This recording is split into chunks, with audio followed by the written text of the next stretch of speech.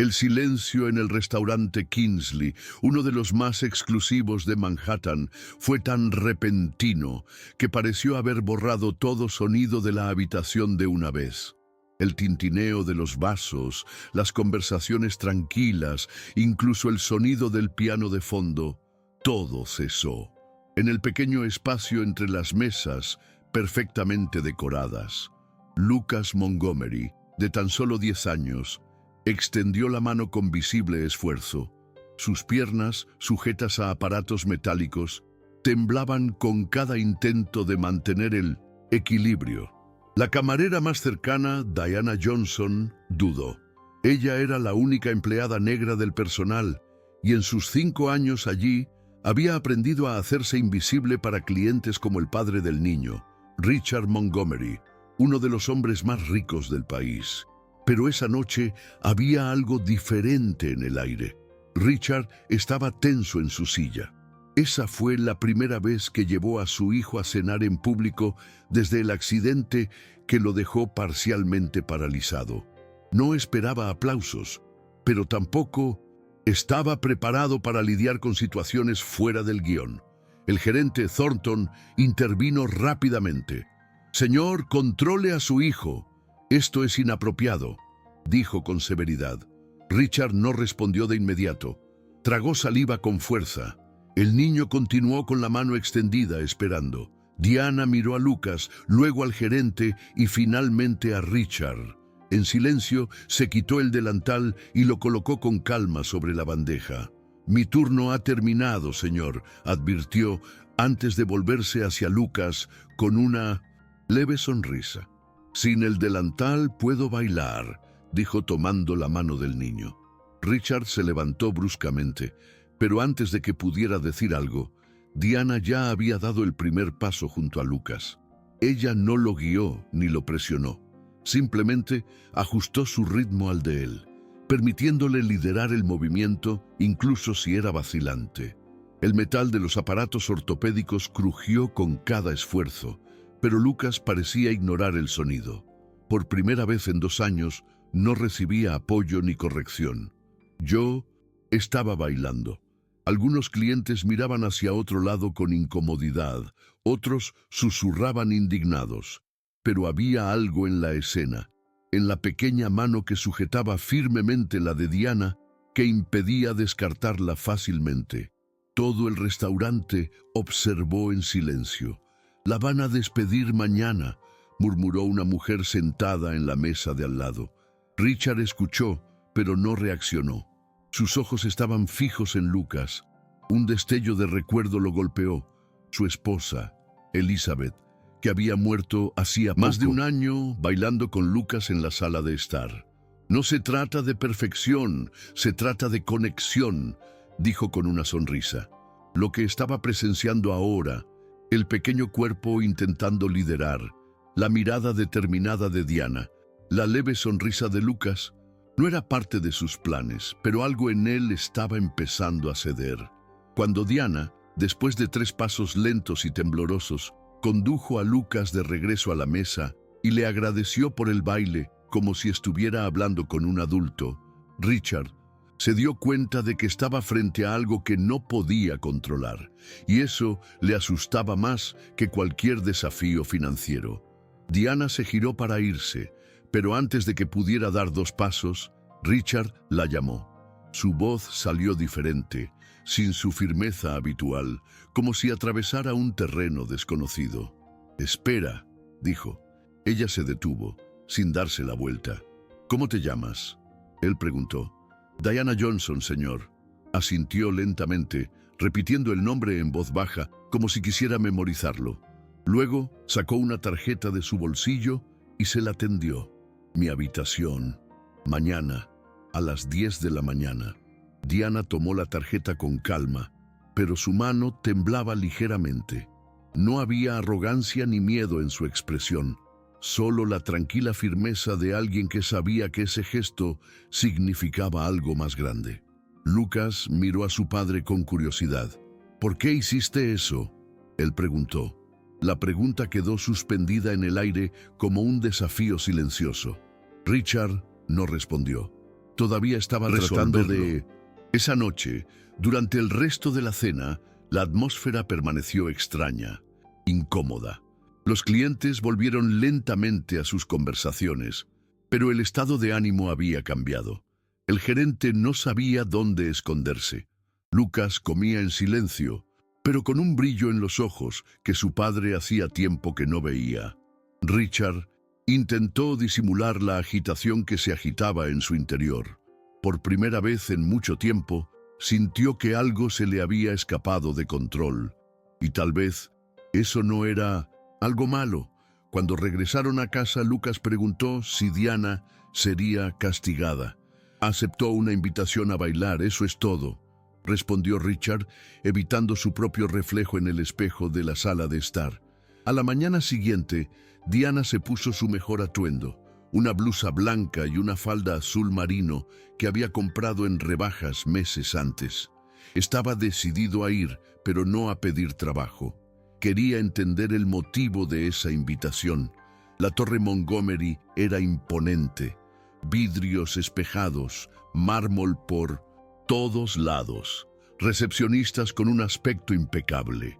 Cuando Diana entró al vestíbulo, se sintió fuera de lugar, aunque había decidido no demostrarlo.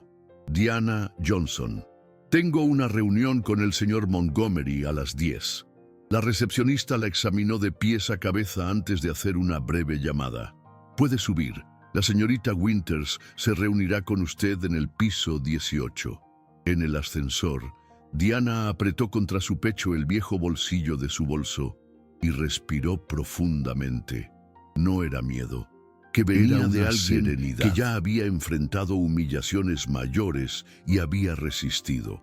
En el piso indicado la esperaba una mujer con ropa cara y postura rígida. El señor Montgomery está en una llamada. Acompáñeme. Mientras caminaban por pasillos silenciosos y llenos de espejos, Diana notó las miradas curiosas. Estaba claro que una mujer negra allí causaba extrañeza.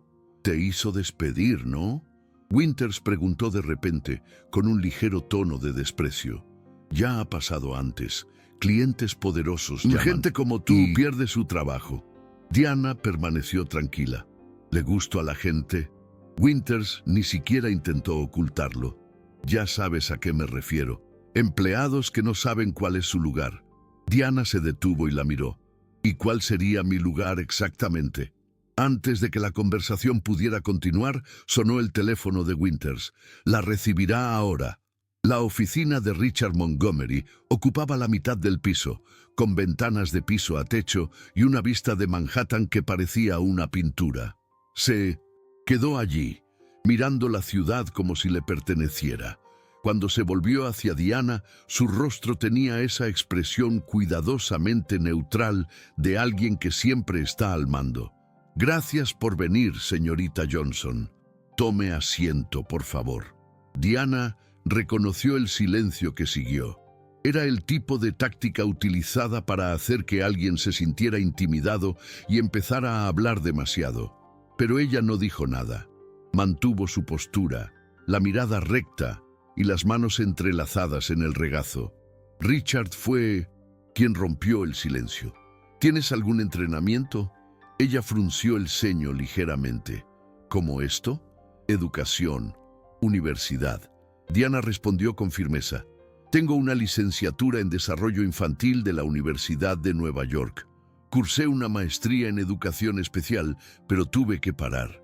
Por un segundo pareció sorprendido. «¿Y trabajas como camarera?». «Trabajo en 3 lugares. En un restaurante, en una librería los fines de semana y como tutor cuando conozco a estudiantes». Richard asintió lentamente y, sin decir nada, cogió una carpeta que estaba sobre la mesa. «Te he investigado». Abrió la carpeta y mostró fotos impresas de un centro comunitario. «Desde los escalones. Tú lo fundaste». Diana se sentó derecha en su silla. «Cofundé un programa de danza con mi hermana Zoe para niños con discapacidades físicas». Hojeó algunos documentos. «Está a punto de cerrar, ¿no?». Ella no mostró ninguna sorpresa. Era obvio que tendría acceso a esta información. En Sí. financiación. Por falta de... Richard la observó durante unos segundos antes de decir, no te llamé aquí para ofrecerte dinero. Entonces, ¿por qué me llamaste? Ella preguntó. Porque quiero que trabajes conmigo. Diana levantó las cejas ligeramente. ¿Como camarera en tu casa? Richard meneó la cabeza. Como compañero terapéutico para mi hijo. El nombre Lucas parecía tener dificultad para pronunciarlo, como si fuera algo demasiado nuevo en su boca. Diana notó que su mirada se desvió brevemente hacia una foto que había sobre la mesa, una mujer sonriente con un bebé en brazos. Isabel, la esposa que había perdido. Tengo a los mejores especialistas del país con mi hijo, fisioterapeutas, neurólogos, psicólogos, pero lo que hiciste anoche... Se quedó en silencio, como si le faltaran las palabras. Diana no dijo nada. Él esperó. Fue la primera vez que lo vi sonreír desde el accidente. La frase se le escapó como una confesión que no había planeado. No quiero un bailarín para mi hijo. Quiero a alguien que haga lo que tú hiciste, que siga su ejemplo, no lo corrija, que lo deje guiar. Diana miró a aquel hombre con calma. Debajo de la capa de poder y control, vio a un padre perdido y desesperado tratando de lograr algo que apenas entendía. «Puedo pagarte 5 veces lo que ganas actualmente», añadió. Diana se puso de pie. «No». Richard no ocultó su sorpresa. «¿No?» Ella mantuvo su tono tranquilo. «No trabajo para alguien que solo se fija en mi tono de piel o mi clase social antes de ver mi competencia. Y definitivamente no trabajo para alguien que crea que puede comprar una solución emocional». Se sonrojó ligeramente. ¿Estás rechazando una propuesta que podría resolver todos tus problemas financieros? No, me niego porque tu hijo merece más que alguien a quien le pagan para que finja que le importa. Caminó hacia la puerta, se detuvo y añadió, Lucas no necesita más expertos. Necesita espacio para vivir su propia vida. Richard respondió, no conoces a mi hijo. Encima del Diana hombro. miró Pero conozco niños como él. Sus limitaciones físicas son pequeñas comparadas con las jaulas invisibles que construimos a su alrededor. Sacó una tarjeta de su bolso y la dejó sobre la mesa. Desde Steps, martes y jueves a las 4 p.m. La primera clase corre por nuestra cuenta. El miércoles siguiente, Zoe entró corriendo a la pequeña área de recepción del centro comunitario, todavía ajustándose la camiseta con el logo del proyecto. «Hay un Bentley aparcado fuera», susurró sin aliento. «No creerás quién está dentro». Diana levantó la vista de su cuaderno y caminó hacia la ventana. Lucas estaba en el asiento trasero, con la cara pegada al cristal, observando ansiosamente el edificio. En el asiento delantero, Richard permaneció inmóvil, con las manos agarrando el volante como si estuviera librando una batalla interna. «No va a entrar», dijo Zoe con sospecha. «Los hombres como él no pasan por puertas como estas». Diana sonrió al recordar la mirada del chico en la pista de baile improvisada del restaurante. «No subestimes el poder de un niño decidido», como si hubiera oído. Lucas abrió lentamente la puerta y salió del coche, ajustando los soportes de las piernas. Y, para sorpresa incluso de Diana, Richard también se fue. Llevaba ropa más informal, un intento visiblemente forzado de parecer menos formal, aunque cada pieza decía mucho. «Te dije que vendría», murmuró Diana para sí misma. Zoe la miró con sospecha. «¿Qué hiciste?» Diana no respondió. Él observaba con ese brillo contenido de alguien que sabía lo que venía. Debajo de la cama, en su pequeño apartamento del Bronx, guardaba un cuaderno lleno de notas sobre niños como Lucas y hombres como Richard. Un plan que nació de años de observación y trabajo silencioso. Y eso empezó a materializarse con un simple gesto: aceptar una invitación a bailar. El interior de Freedom Steps era sencillo, equipado con pocos recursos, pero lleno de vida. Carteles hechos a mano decoraban las paredes con frases como «tu ritmo, tus reglas» y cada movimiento cuenta. Niños con diferentes tipos de dispositivos de movilidad exploraron el espacio al son de música suave. Diana se acercó vistiendo una camiseta sencilla con el logo del proyecto. «Bienvenido», dijo con una sonrisa sincera. Lucas miró a los otros estudiantes con deleite. Una niña en silla de ruedas giraba en círculos con precisión, mientras un niño con una prótesis ensayaba una secuencia de pasos. «Parece caótico», comentó Richard. «Incómodo». «Tiene estructura», respondió Diana. «Simplemente no es a lo que estás acostumbrado». Ella se volvió hacia Lucas. «¿Quieres unirte?» El niño asintió, pero miró a su padre con dudas.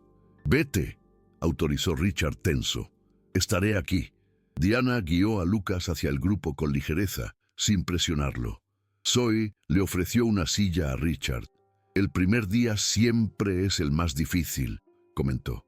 «Para los padres, no para los hijos». Richard meneó la cabeza. «Esto no es terapia. He contratado a los dos». Zoe no discutió. «¿Y cómo ha ido el progreso de Lucas?». La pregunta quedó en el aire. La puerta del estudio se abrió y entró una mujer mayor, apoyada en un bastón tallado. Su cabello gris estaba atado en trenzas y su presencia imponía respeto.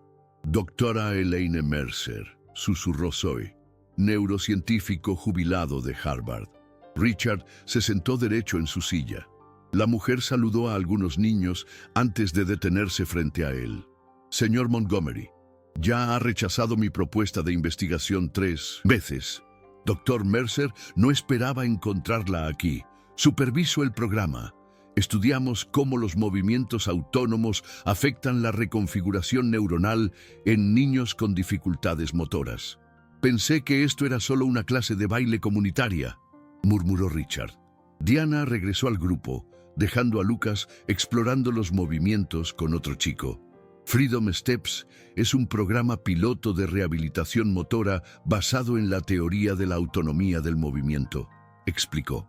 Integramos la danza adaptada con principios neurocientíficos. Richard frunció el ceño. ¿Y por qué trabajas de camarera si diriges un proyecto así? Porque aún no tenemos suficiente financiación y porque gente como usted ha rechazado nuestra propuesta 3 veces. Miró al doctor Mercer, reconociendo una conexión obvia entre los dos. «Eras su asistente, coautor de la investigación», respondió Mercer. «Diana dejó su maestría para cuidar a su hermana, pero su trabajo teórico es innovador». Richard la observó por un momento. «¿Sabías quién era yo en el restaurante? Desde el momento en que entró, y cuando Lucas se levantó a bailar, vi una oportunidad para demostrarlo, no para preguntar». «¿Entonces todo fue un montaje?», él preguntó. «¿El baile, la reunión, traerme aquí el día de la prensa?». Diana no lo dudó. El gesto fue espontáneo. El plan surgió después. En ese momento, un grupo de periodistas entró en la sala. Richard se puso rígido. «¿Qué es eso? ¿Es parte del plan también?». Zoe se acercó con un artículo recién publicado en la mano. «Hoy se publicaron los primeros resultados de nuestro estudio. Invitamos a la prensa a registrarse. Utilizaron a mi hijo en una campaña de marketing». Su voz ahora era baja y gélida. Diana lo condujo a una habitación lateral, donde fotografías de niños decoraban las paredes, cada una acompañada de estadísticas escritas a mano. Esa pared está vacía. Ahí pondremos los planos del centro completo que podemos construir con los recursos adecuados. 500 niños al año en lugar de 50. Richard tocó una de las fotos. «Todo esto lo organizaste tú, desde el restaurante. Vi una oportunidad y la aproveché. Cuando cancelaste nuestra reunión sin siquiera leer la propuesta, me prometí que encontraría la manera». Un ruido proveniente de la sala principal interrumpió la conversación. Zoe apareció en la puerta, con el rostro tenso. «Es Lucas». Corrieron al estudio. El niño estaba en el centro, rodeado de otros niños. Alguien había apagado la música. Lucas había quitado uno de los soportes de las piernas y estaba tratando de equilibrarse con solo uno de ellos. Richard dio un paso adelante instintivamente, pero Diana extendió la mano y bloqueó su camino. Espera, solo observa. El niño respiró profundamente. Se concentró, con la mirada fija en el suelo frente a él, y luego, con visible esfuerzo, dio un paso entero, sin ayuda, sin apoyo, solo con su propia voluntad. El movimiento fue pequeño, vacilante, pero era suyo. Los niños alrededor aplaudieron. Flashes de las cámaras se activaron. Richard, normalmente impasible, ahora tenía su rostro expuesto y sus ojos llenos de lágrimas. Por eso creamos Freedom Steps, susurró Diana a su lado. No por los pasos perfectos, sino por los primeros pasos que deciden dar. Richard miró a su hijo como nunca antes. No como un proyecto de rehabilitación, no como una responsabilidad a manejar, sino como un ser humano completo, luchando sus propias batallas. Podrías haber hecho todo esto sin manipularme, finalmente. Dijo. Tal vez, respondió Diana, si hubieras respondido a nuestras llamadas o leído nuestras propuestas. Hubo silencio mientras los periodistas dirigieron su atención hacia él. Quedó acorralado ante dos opciones: irse de allí furioso, como un empresario despiadado, o aceptar ese momento que su hijo había creado. Por primera vez, Richard Montgomery no tenía control sobre su entorno, y tal vez eso era exactamente lo que necesitaba. Su mirada alternaba entre Lucas, sonriente, esperando una declaración. Él respiró profundamente. El hombre que siempre había dictado las reglas ahora tenía que elegir si finalmente escucharía. Señor Montgomery, llamó un periodista acercándose. ¿Podría comentar sobre su presencia hoy en Freedom Steps? ¿Es cierto que su fundación se ha negado a financiar este programa 3 veces? Richard miró a Lucas, que ahora estaba ayudando a una niña más pequeña a equilibrarse, con el mismo cuidado que Diana le había demostrado días antes. Entonces, para sorpresa de todos, incluida la de Diana, sonrió. ¿Sabes qué es lo más difícil para alguien en mi posición? Respondió lo suficientemente alto para que todos lo oyeran. Admite cuando te equivocas. Un murmullo recorrió la habitación. La Fundación Montgomery anuncia hoy la financiación total de Freedom Steps durante los próximos 5 años y la construcción de un centro de rehabilitación permanente basado en la metodología desarrollada por el Dr. Mercer y la señora Johnson. Los flashes se dispararon. Con una condición, añadió mirando a Diana, que la señorita Johnson mantenga plena autonomía sobre el programa, sin interferencias corporativas. 3 meses después, las excavadoras estaban preparando el terreno para el nuevo centro de rehabilitación. No sería el proyecto más lujoso de la Fundación Montgomery, pero sí el más transformador. Diana siguió cada fase de las obras, nunca sola. Lucas visitaba el lugar con frecuencia, a veces acompañado de otros estudiantes. Y, para sorpresa de muchos, Richard también apareció. Nunca pensé que estarías en las reuniones de la Junta, comentó Diana una tarde. Nunca imaginé que a los 50 años estaría estudiando neuroplasticidad, respondió sonriendo con cansancio. Cuando le preguntaron qué había aprendido de todo esto, Richard respondió sin dudar que el verdadero poder no está en controlar cada paso, sino en saber cuándo dar un paso atrás y dejar que otros lideren. En el evento inaugural, frente a decenas de niños que se movían libremente, Diana y Lucas compartieron una mirada cómplice, un gesto pequeño, casi imperceptible, pero que lo decía todo. Habían dado el primer paso, y el mundo, finalmente, los seguía.